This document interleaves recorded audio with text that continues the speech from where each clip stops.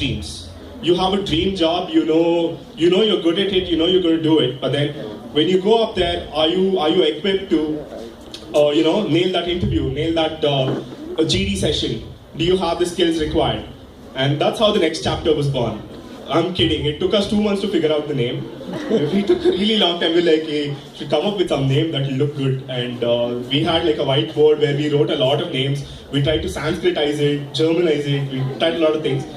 And we thought, okay, let's go with something simple. And I don't know, what do you guys think of the name? Yeah, it's okay. Do you like the logo? Yes. Yeah, it's like a turning page and all that. I was too dumb to like figure it out when Setu told me. I'm like, oh, okay, yeah, cool. I think like people with brains will make sense of that. That previous question that Vedika asked you guys about the 3 speakers and what they spoke, that was mainly for my benefit because I was unfortunately not able to attend the first 2 sessions. So I don't want to repeat anything and bore you guys, right? How many of you are into public speaking in general? Yeah, you like speaking in public? Yeah. I mean, I don't mean on like a BMTC bus, like. Yeah. But one of the most important things, I'm not sure if any meeting, any gathering, anywhere you're speaking, one of the most precious things that someone can give you is their time and their attention, right? And those are 2 things you should never waste. If I say like take half an hour of your time and you go back being the same person that you were half an hour ago, then I failed at my job. If I'm adding value to your life, if you're figuring out something new, if you're a better version of yourself, that's when I feel I've added some sort of value to these 30 minutes of your life that I took away. Right. So let's go more into entrepreneurship and all of that. I'm pretty sure they spoke about all the jazzy stuff, like all the fun stuff.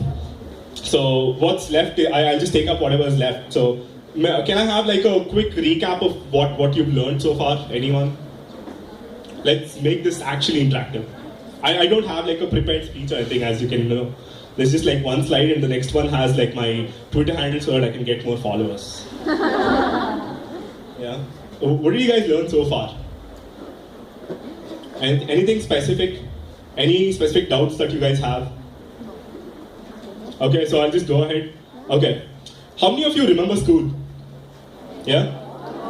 So when you like when you went from like 7th grade to 8th grade or like from 10th to 11th, I don't know if you guys are like 90, most of you are 90s kids, right? So we had this thing called a slam book which you had to fill. Yeah? You remember that? And one of those questions was, where do you see yourself in the next like 5 years? Or like, what do you want to grow up to become and all of that? Yeah, I mean, it depended. The answer, of course, depended. Like, when a really close friend gave me his slam book, I would write like Hugh Hefner. But I'm kidding. But like, when someone wrote like, what do you want? Where do you see yourself? And what do you want to become? I remember writing software engineer. Like seriously, like I don't know how to code now. But like back in like 2006, 2008, like that was the big thing, right?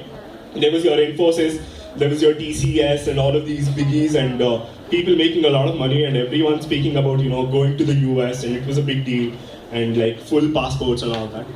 So, I don't know, maybe like to my 7th standard, 10th standard mind, like becoming a software engineer was a big deal.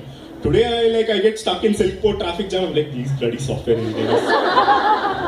That's not who I want to be. But the advantage is that today, in the world we live in, a kid in the 7th standard or in the 10th standard may actually be writing startup, a co-founder, a founder, an entrepreneur or something. I'm not saying we're not going to cause traffic jams in the next 5 years, but all I'm saying is we live in a world that is conducive to ideas in general. If you have an idea, you have the support to work on it. You have people who understand.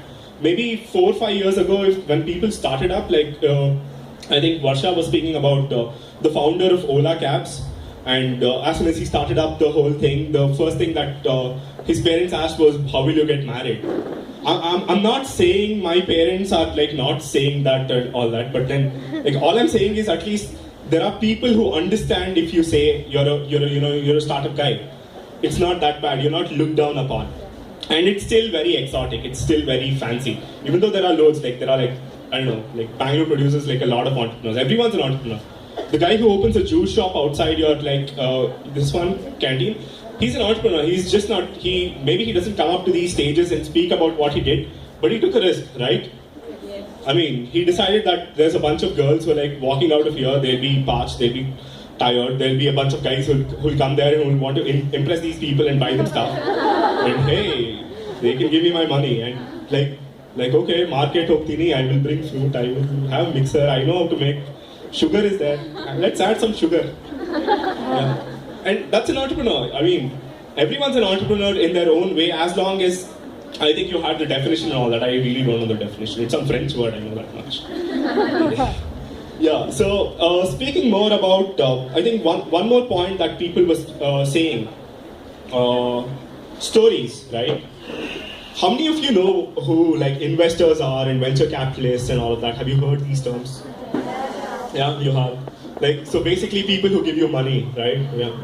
But like, as a startup, when you go out there and meet people, if I meet you in general, forget like venture capitalists, forget like entrepreneurs in general and people who are like, you know, in suits and all of that. When I meet you, would you be more impressed if I showed you the accounts or my, you know, whatever tally of all my numbers? Or would you be more interested in the story itself? Story. Right? That's what sells, right? When I finish this entire session, the only things you will remember will be like the stories, the joke, and the joker himself, like maximum. You won't remember like specifics.